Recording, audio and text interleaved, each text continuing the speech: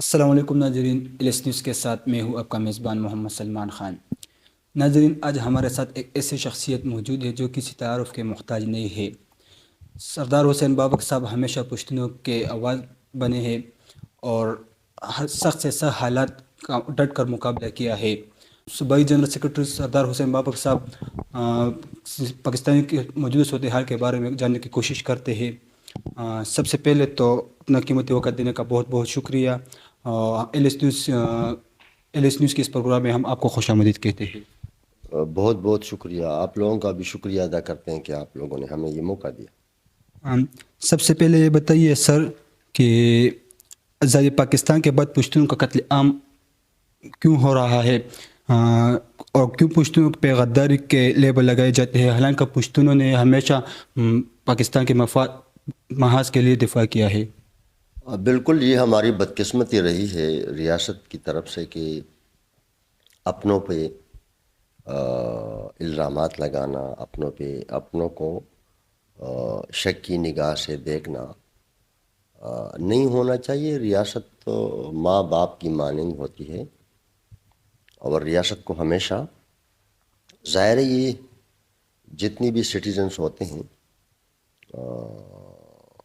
ماں باپ کا کردار ریاست کو ادا کرنا چاہیے، لیکن بدقسمتی سے یہاں پہ پختونوں کے ساتھ جو روا رکھا جا رہا ہے وہ انتہائی نامناسب ہے۔ بہت ساری وجوہات ہیں اس کے، جو عالمی سطح پہ سپر پاورز کی جو کبھی سرد جنگ رہتی ہے اور کبھی جنگ رہتی ہے۔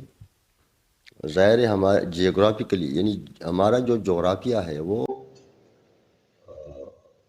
انتہائی خوش قسمت ہے ہمارے لیے، لیکن وہ خوش قسمتی بدقسمتی میں تبدیل ہو گئی ہے۔ یہ بھی ایک وجہ ہے۔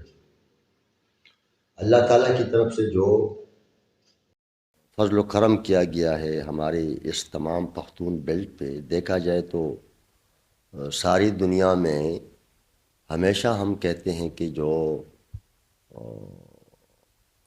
صنعت کی جو ریکوائرمنٹ ہوتی ہے، سرمایہ کاری کی جو ریکوائرمنٹ ہوتی ہے، وہ ہماری اس پختون بیلٹ کو اللہ تعالیٰ نے نوازا ہے۔ ہماری اس پختون بیلٹ کو دیکھا جائے تو میں نہیں سمجھتا ہوں کہ دنیا کی کسی کونے پہ بھی اگر ہم نظر ڈالیں تو جو ہم کہتے ہیں کہ خود کفیل ہے، تو صنعتی لحاظ سے یہ ہماری سرزمین جو ہے یہ خود کفیل ہے۔ یہاں تمام را میٹیریل موجود ہیں، یہاں صنعت کے جتنی ریکوائرمنٹس ہیں وہ سارے موجود ہیں بشمول افرادی قوت کے۔ تو یہ دو بڑے وجوہات ہیں جو ہم دیکھ رہے ہیں کہ پھر قدرتی وسائل ہیں آمدن کے، روزمرہ انسانوں کے استعمال کے، اس پہ قبضہ برقرار رکھنے کے لیے، عالمی مفادات کو تحفظ دینے کے لیے، ظاہر حکومتی مفادات بھی ہے، مالی مفادات بھی ہے، بین الاقوامی مفادات بھی ہے۔ تو ہم دشمنوں کی مفادات کی مجموعے کے شکار ہیں، کہا جا سکتا ہے۔ سر، پشتون مسنگ پرسنز کا معاملہ سنگین ہوتا جا رہا ہے اور اس کے خلاف آواز کو کیوں دبانے کی کوشش ہو رہا ہے؟ جس طرح میں نے ذکر کیا، نہیں ہونا چاہیے، لیکن ریاست با اختیار ہے اور اسی لیے ریاست ذمہ دار ہے۔ کسی بھی شہری پہ اگر کوئی شک ہو، قانون کی کٹہرے میں اس کو کھڑا کرنا چاہیے۔ ماورائے آئین یا ماورائے قانون اقدامات کسی شہری کو بھی اجازت نہیں ہے اور نہ ریاست کو اجازت ہے۔ عوامی نیشنل پارٹی اس پہ بڑی واضح ہے۔ ہم سمجھتے ہیں کہ ہر شہری کو قانون کی عملداری کو ماننا چاہیے اور اسی طرح ریاست کو بھی قانون کی عملداری کو یا رول آف لا کو نافذ کرنا چاہیے۔ تو عوامی نیشنل پارٹی اس حوالے سے بڑی واضح ہے۔ دیکھیں، ایک تو یہ کہ کسی بھی قوم کو اقتصادی طور پہ آپ جب دیوار سے لگا لیتے ہو تو ظاہر جرائم جو ہیں وہ جنم لیتے ہیں، وہ وہاں جرائم جو ہیں اپنے اڈے قائم کرتے ہیں۔ اقتصادی طور پہ پختونوں کو بہت زیادہ ہم کہہ سکتے ہیں کہ خستہ حال بنا دیا ہے، جو میں نے ذکر کیا بین الاقوامی مفادات کی وجہ سے یا اندرونی جو ماورائے آئین ہمارے ساتھ اقدامات ہو رہے ہیں۔ سپوز میں بار بار ہم اپنی تقریروں میں اس چیز کو دہراتے ہیں کہ جو ہمارے آئینی حقوق ہیں، جو ہماری آئینی حقوق ہیں، انہی آئینی حقوق سے ہمیں محروم رکھا جا رہا ہے۔ تو ان بین الاقوامی تجارت کے راستے ساری عمر بند رہتے ہیں، تو اقتصادی بحران بد سے بدترین حد تک چلا گیا ہے۔ پھر ظاہر ہے یہاں پہ اگر دیکھا جائے ہم خود پختونوں میں جو ہماری مزاج ہے، بڑے ہم گرم مزاج لوگ ہوتے ہیں، نفاق ہے، نہیں ہونا چاہیے، اجتماعی سوچ کی کمی ہے، اجتماعی طور پہ ہم بہت کم سوچتے ہیں، ذاتیات کے حوالے سے، ذات کے حوالے سے ہم بہت زیادہ فوکس رہتے ہیں، جو کہ بحیثیت قوم ہمیں بہت زیادہ نقصان دیتی ہے، نہیں ہونا چاہیے۔ اہم بات یہ بھی ہے کہ ہمارے نصاب سے مادری زبان کا جو حق ہے کہ ہر ایک بچہ اور بچی تعلیم و تربیت جو ہے وہ مادری زبان میں حاصل کرے، یہ حق بھی ہم سے چھینا گیا ہے، ہمارے بچوں سے، ہمارے نوجوانوں سے، ہماری تاریخ کو بھی چھپایا گیا ہے۔ دیکھا جائے تو اپنی مادری زبان کو وہ پیار نہیں دے رہے ہیں جو ہمیں دینا چاہیے۔ یہ مادری زبان ہے، ماں کی زبان ہے، ماں کی طرح اس کو چاہیے، اسی زبان کو، اس زبان کے ساتھ، اپنی زبان کے ساتھ اگر ہم ماں جیسا سلوک کریں، ماں جیسا پیار کریں، تو پھر میں نہیں سمجھتا ہوں کہ یہ جو آپس کے مسائل ہیں یا جو تھوڑے بہت مسائل ہیں، اس کی وجہ سے ہمیں بحیثیت قوم نقصان اٹھانا پڑ رہا ہے، شاید پھر ہم ان مسائل کا حل جو ہے وہ ہمارے پاس خود بھی موجود ہے۔ کوشش ہونی چاہیے، ہماری تو ہمیشہ کوشش رہی ہے۔ عوامی نیشنل پارٹی پختونوں کی مادر پارٹی ہے۔ اعزاز کے ساتھ ہم کہہ سکتے ہیں کہ ہر فورم پہ ہم نے اپنی قوم کی حق اور بقا کی جنگ لڑی ہے، ہر فورم پہ لڑی ہے۔ عوامی نیشنل پارٹی نے پارلیمان پہ لڑی ہے، پارلیمان سے باہر لڑی ہے، تاریخ گواہ ہے۔ تو بالکل نہیں ہونی چاہیے۔ بدقسمتی ہے کہ ہم متفق نہیں ہیں، متفق ضرور ہونا چاہیے۔ سر، آنے والے الیکشن میں عوامی نیشنل پارٹی خیبر پختونخوا میں اپنے حکومت قائم کر سکے گی؟ یہ تو عوام پہ منحصر ہے کہ عوام عوامی نیشنل پارٹی کو کتنا سپورٹ کرتے ہیں۔ اگر عوام سپورٹ کریں تو ڈیفینیٹلی انشاءاللہ ہم یہاں پہ اپنی حکومت قائم کریں گے۔ بلکہ میں تو یہ ضرور کہوں گا کہ دیکھیں، عوام کو دیکھنا چاہیے۔ 2008 میں ہمیں عوام نے مخلوط شکل میں ایک حکومت دے دی، 18ویں ترمیم اسی حکومت کا کارنامہ ہے۔ بہت سارے ڈپارٹمنٹس جو ہے وہ ڈیوالو ہو گئے، ایجوکیشن جو ہے وہ فیڈرل سبجیکٹ تھا، وہ پروونشل سبجیکٹ بن گیا۔ اسی طرح 18ویں آئینی ترمیم کے ذریعے ہر ایک صوبے کو، ہر ایک فیڈریٹنگ یونٹ کو سیاسی طور پہ، انتظامی طور پہ اور مالی طور پہ اختیار ملا۔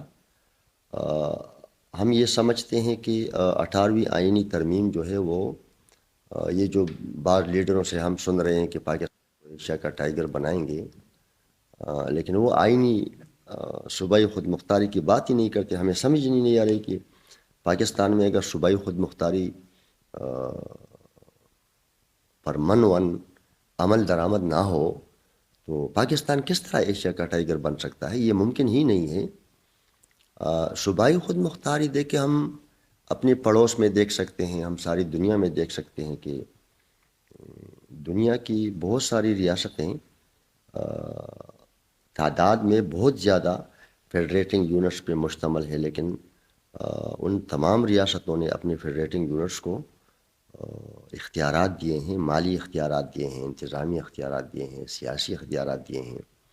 آپ ان کی ڈیولپمنٹ کو دیکھیں، آپ ان کی ایجوکیشن ریشو کو دیکھیں، وہاں پہ صنعت کو دیکھیں، وہاں پہ روزگار اور زندگی کے معمولات کو دیکھ سکتے ہیں. تو صوبائی خود مختاری کے بغیر میں نہیں سمجھتا ہوں کہ پاکستان کی جو اقتصادی بدحالی ہے وہ ختم ہو سکتی ہے.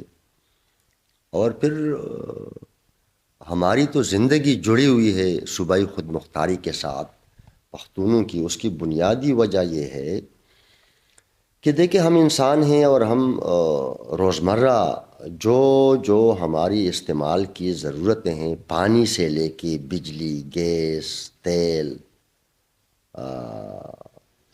جتنی بھی ہماری ضروریات ہیں وہ ساری ضروریات اللہ تعالیٰ نے، جس طرح میں نے آپ کے پروگرام کی ابتدا میں کہا کہ یہ اللہ تعالیٰ کی طرف سے ایک کرم ہے کہ ہمیں نوازا گیا ہے. لیکن بدقسمتی سے ماورائے آئین اقدامات کے بل پہ یہ ساری جو حقوق ہے وہ ہم سے چھینے گئے ہیں. تو ظاہر ہے پھر ہم ایک طرح سے دنیا کی مالدار ترین سرزمین پہ رہتے ہوئے انتہائی کسم پرسی کی زندگی گزار رہے ہیں. دیکھیں ہمارے لاکھوں کی تعداد میں جو ہمارے نوجوان ہیں وہ تعلیم سے محروم ہے، بلکہ اس پچھلے 9 سال میں تقریباً 30 لاکھ سے زائد، یعنی جب ہم حکومت چھوڑ رہے تھے 2013 میں تو آؤٹ آف سکول جو چلڈرن کی تعداد تھی وہ 2.6 تھی، ابھی 4.6 بن گئی. ڈسیبلٹی کے نہ ہونے کی وجہ سے، یعنی اسی حکومت نے ایک پرائمری سکول 10 سال میں کمپلیٹ نہیں کیا. آپ پھر دیکھیں پاپولیشن کی گروتھ کو آپ دیکھیں، یعنی جس رفتار سے ہماری آبادی بڑھ رہی ہے اسی رفتار سے اگر آپ بچوں اور بچیوں کو ایکسیسیبلٹی نہیں دو گے تو ظاہر ہے پھر آؤٹ آف دا اسکول یا آؤٹ آف ایجوکیشن جو چلڈرنس کی تعداد ہے اس میں ڈیفینیٹلی پھر اضافہ ہوگا. دیکھیں ہمارے پختونوں کی بدقسمتی یہ ہے کہ ہم پشتوں میں کہتے ہیں کہ ہم اشرگندی ہوتے ہیں. اشرگندی وہ ہوتے ہیں جو بغیر کسی وجہ کے، بغیر کسی پوچھے کے، بغیر جانے کے، بغیر پہچانے کے بس کسی کے پیچھے دوڑتے ہیں. آپ عمران خان کی اسی واقعے کی بات کرتے ہیں. آپ لوگوں کو یاد ہوگا جب رامداس میں جب بم دھماکہ ہوا تھا ایک مسجد میں، قرآن شریف بھی شہید ہو گئے، پتہ ہے سارا مسجد شہید ہو گیا تھا. وہ یہاں پہ آ کے پشاور کے بازاروں میں گھومتا پھرتا تھا، لیکن اس کو یہ توفیق اللہ نے نہیں دی کہ وہ جا کے وہاں پہ تعزیت کرے. اسی طرح تمام نوجوان جو یہ پروگرام سنتے ہیں وہ ذرا اپنی میموری کو ریمائنڈ کر دیں، میموری کو. وہ دیکھیں عمران خان نے کبھی پختونخوا کی کسی ایشو کی بات ہی نہیں کی. یعنی ایک لیڈر جو ہے یا پاکستان میں کوئی بھی سیاسی جماعت ہو، ظاہر ہے جب وہ عوام کے سامنے اپنے نمائندوں کے طور پہ پیش کرتے ہیں تو ان کو اپنا منشور بتانا چاہیے، ایکسپلین کرنا چاہیے. افغان یعنی دہشت گردی کے حوالے سے میں نہیں سمجھتا ہوں کہ میں نے کبھی پڑھی ہے کہ عمران خان صاحب یا پی ٹی آئی کی کون سی جامع اور واضح پالیسی نہیں، بلکہ میجارٹی عوامی نسل پارٹی کے علاوہ میجارٹی مذہبی اور سیاسی جماعتوں کی جو مبہم پالیسی، کنفیوز پالیسی، جامع پالیسی کوئی نہیں ہے، تو عوام ہی کر سکتے ہیں، احتساب کر سکتے ہیں، اور خاص کر نوجوان کر سکتے ہیں. 18ویں ترمیم کو آپ دیکھیں 2013 سے عمران خان صاحب نے آئین کو یہاں پہ معطل کیا ہوا تھا. 2013 سے جب سے اس کی حکومت بنی پختونخوا میں آئین معطل رہا، یعنی یہاں پہ غیر اعلانیہ طور پہ 18ویں ترمیم کی عمل درآمد کو روکا گیا. اب ظاہر ہے ایک صوبے کو خود مختاری ملی ہے. عمران خان صاحب ساری دنیا میں مقبول لیڈر ہیں. ایک صوبے میں اس کی 9 سال حکومت تھی. ان کو جانا چاہیے تھا, ساری دنیا سے انویسٹمنٹ لانا چاہیے تھا. یہاں پوٹینشیل ہے, پاور جنریشن میں پوٹینشیل ہے. 50,000 میگاواٹ بجلی ہم جو ہے مزید پانی سے پیدا کر سکتے ہیں. اسی طرح 55,000 بیرل ہم تیل روزانہ پیدا کرتے ہیں. یہاں پہ ریفائنری نہیں, عوامی نیشنل پارٹی کی دور حکومت میں ہم نے قرض میں زمین خریدی تھی. اب بھی ہمارے جو کروڈ آئل ہے وہ جا کے اٹک ریفائنری میں جا رہے ہیں. تو یہاں پہ ہونا چاہیے تھا. اسی طرح قدرتی گیس کو آپ دیکھیں, ہمارا ملک تو زرعی ملک ہے, پھر ہمارا صوبہ بھی زرعی صوبہ ہے. یہاں پہ آپ دیکھیں فرٹیلائزر, یہاں زمیندار اور کسان لوگ فرٹیلائزر نہیں خرید سکتے. اور پھر آپ یہ دیکھیں کہ یہاں پہ عام لوگوں کی جو ڈومیسٹک ضرورتوں کے لیے, جو چولہے کے لیے اور کچن کے لیے جو گیس کی ہماری ضرورت ہے, یعنی وہ ہم پورا نہیں کر رہے ہیں, وہ ہمیں نہیں دے رہے ہیں. اور وہ جو نیچرل گیس ہے وہ بھی پنجاب جا رہی ہے. تو قبضہ ہے ہمارے ان تمام آمدن کی اور استعمال کی قدرتی ذرائع ہے. اب یہ تمام نوجوانوں کی ذمہ داری ہے. آپ ان سے یہ پوچھ رہے ہیں کہ عوامی نیشنل پارٹی حکومت بنا سکے گی کہ نہیں بنا سکے گی. جب تک عوام میں یہ شعور پیدا نہیں ہوگی, جب تک عوام میں یہ اجتماعی شعور پیدا نہیں ہوگی, وہ اپنی ملکیت کا نہیں پوچھیں گے, وہ اپنے وسائل پہ اپنے آپ کو باخبر نہیں رکھیں گے, وہ اپنے مسائل میں دلچسپی نہیں لیں گے, وہ مہنگائی, بے روزگاری, بدامنی یا جتنی مشکلات اور مسائل ہمارے سامنے درپیش ہیں اس کی وجوہات جاننے میں دلچسپی نہیں لیں گے, تو بڑے افسوس کے ساتھ کہنا پڑے گا کہ پھر تو کون بدلے گا یہ نظام, کون بدلے گا یہ ہماری حالت. دیکھیے یہ جتنی بھی سیاسی جماعتیں کہتے ہیں کہ بڑی بڑی پارٹیاں ہیں, بڑی بڑی پارٹیاں جا کے پارلیمان میں پختونخوا کی وکالت تو کر نہیں سکتی, ورنہ اگر یہ کر سکتے تھے تو پختونخوا سے پی ٹی آئی کی 44 ایم این اے منتخب ہوئے تھے. 44 اسپیکر بھی پختونخوا کا تھا, کتنے وزراء تھے. لیکن 4 سال میں آپ مجھے ایک ریزولوشن بتائیں جنہوں نے پختونخوا کے کسی ایک مسئلے پہ وہاں پہ اٹھ کے بات کی ہو. ان کو اجازت نہیں ہے, ان کو اجازت نہیں ہے. تو یہاں سے ایم این ایز اور یہ جا کے 50 بجلی کے پول ان کو دے دیتے ہیں, 10-15 کروڑ فنڈ دے دیتے ہیں, بس اللہ خیر سلام. یہاں جو ہمارے اربوں کروڑوں کی ملکیت ہے, ظاہر ہے ان پارٹیوں کی منشور میں یہ بات شامل نہیں ہوتی, تو وہ پھر انفرادی طور پہ تو جرأت نہیں کر سکتی. ایون یہ کہ میں یہ بھی بتا سکتا ہوں کہ پی ٹی آئی کے پارلیمانی پارٹی میں بھی پختونخوا کے جتنے سینیٹرز ہیں, پختونخوا کے جتنے ایم این ایز ہیں, پختونخوا کے جتنے منسٹر اور ایم پی ایس تھے, وہ پارلیمانی پارٹی میں بھی جرأت نہیں کر سکتے کہ وہ پختونخوا کے حقوق کی بات کریں.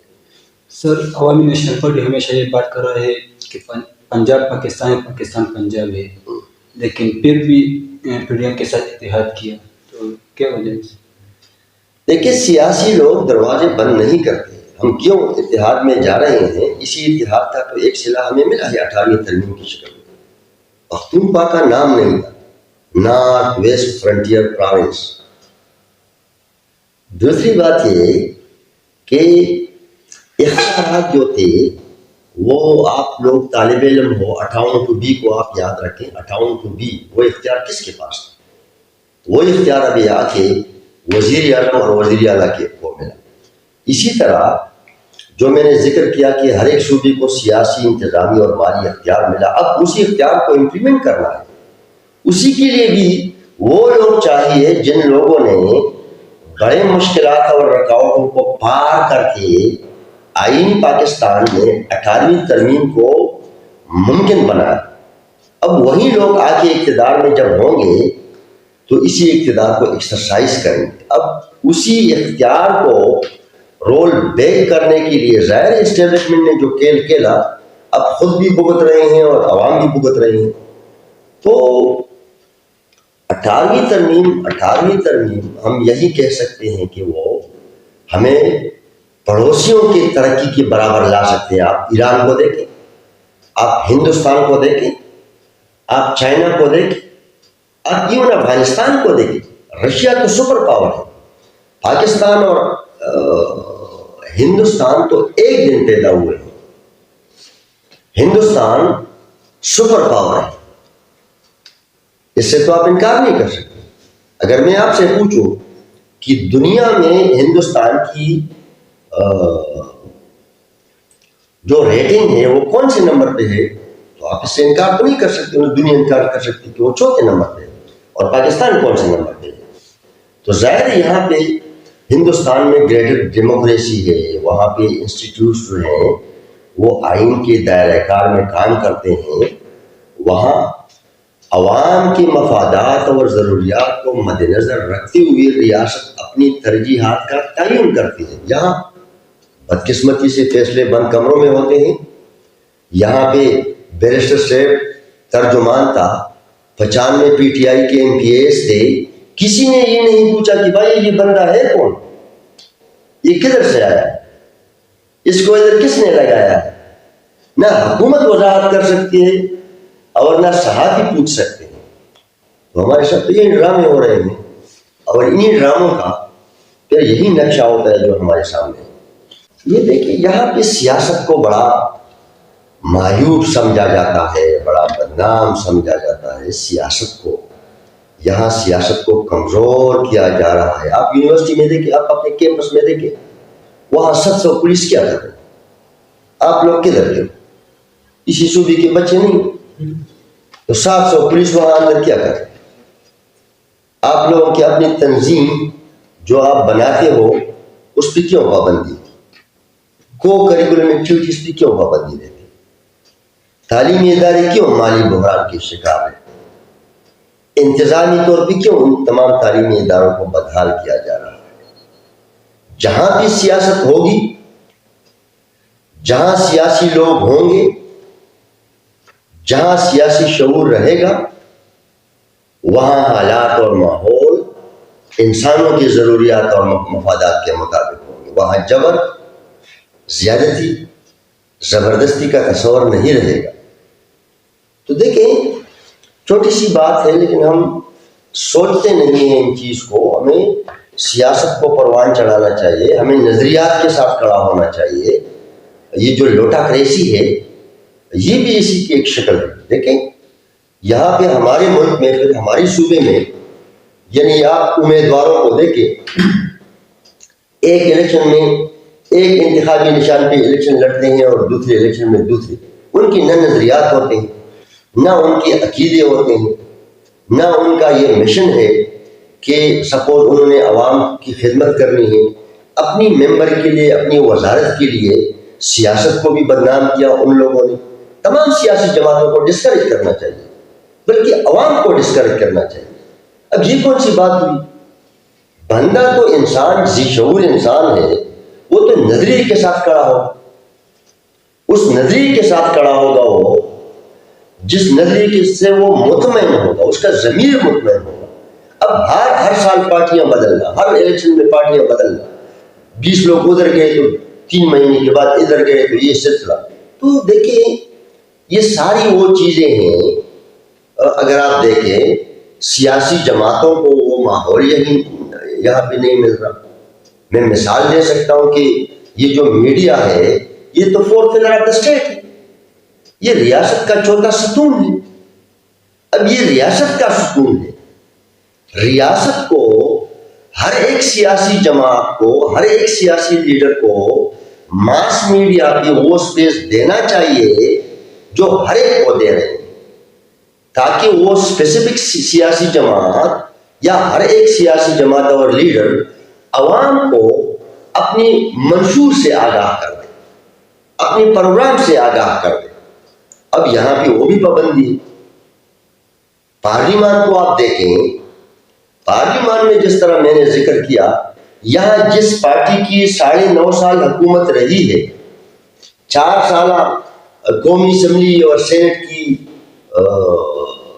جو پروسیڈنگس ہے وہ تو گواہ ہے کہ ایک ممبر کو ہمت نہیں ہو رہی تو اس پہ پابندی ہے، ورنہ وہ تو خود بھی اس بورڈ تلے دبا ہوا ہے، بجلی کا بل وہ خود دے سکتا ہے، بدمنی سے خود وہ کم از کم بدمنی سے متاثرہ نہیں، یا جو مہنگائی ہے اس سے متاثرہ نہیں، یا جو بے روزگاری ہے اس سے متاثرہ نہیں ہے، یا جو تباہال اقتصادی صورتحال ہے، تو ہر ایک پختون کا گھر جو ہے وہ متاثر ہے۔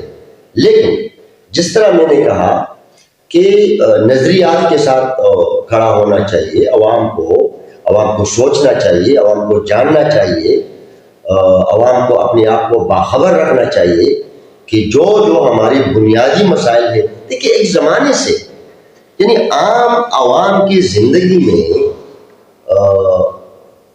کوئی اچھائی نہیں آ رہی، دن بدن لوگوں کی زندگی میں اقتصادی جو بدحالی ہے یا معاشرتی جو بدحالی ہے، عدالت سے لوگ نالاں ہیں، صحافت سے لوگ نالاں ہیں، انتظامیہ سے لوگ نالاں ہیں، پارلیمان سے لوگوں کو شکوے ہیں، آئینی اداروں میں لوگ الزامات لگا رہے ہیں، تو ظاہر ہے عوام جو ہیں وہ بڑی مشکل میں جی رہے ہیں۔ تو قصوروار تو بالکل ریاست ہے اور ہم سب قصوروار ہیں۔ پاکستان میں پہلے سے بھی اتنی مہنگائی تھی اور اوپر سے کل سردار صاحب نے منی بجٹ پیش کیا اور ٹیکسوں میں اضافہ کیا، اس کے حوالے سے کیا کہیں گے؟ اس کے حوالے سے میں یہ کہتا ہوں کہ یہ دیکھیں جو بھی پارٹی حکومت میں آتی ہے وہ عوام کو سچ نہیں بتانا چاہیے، یعنی بتانا چاہیے ان کو کہ 75 سال سے یہ ملک قرضوں میں جکڑا ہوا ہے، اس کو نکالنے کے لیے بیٹھنا چاہیے۔ نکال تو نہیں رہے، نہ ان کے اختیار میں ہے کہ وہ نکالے، ورنہ ہم آدھی دنیا سے روڈ کے ذریعے منسلک ہیں۔ پختون سرزمین، پختون بیلٹ جو ہے وہ افغانستان کے راستے آدھی دنیا سے منسلک ہے۔ یہ تمام عام درخت اور تجارتی راستے سال ہر سال بند رہتے ہیں۔